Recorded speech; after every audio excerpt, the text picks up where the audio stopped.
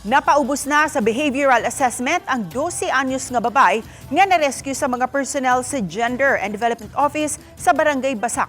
Human nasuta nga siya ang nangawat sa 99,000 pesos nga cash sulod sa usa ka pribadong sakinan. Nahitabo ang insidente niadtong Lunes, Pebrero 9 sa buntag sa Sitio Pakpakan, Barangay Basak, Lapu-Lapu City. Matod sa social worker nga si Ann Nicole Digamo, ugma February 20 pa makuha ang resulta sa maong behavioral assessment human sa follow-up check-up. Kaya nakita sa CSWD Lapu-Lapu City nga dili epektibo ang pagpaubo sa community-based intervention sa naasuing minor de edad base sa ilang kasinatian.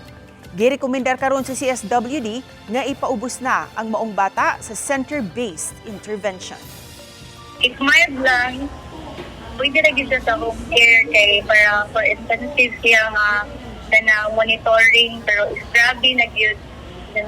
That's the time na mo siyang i-refer to other center.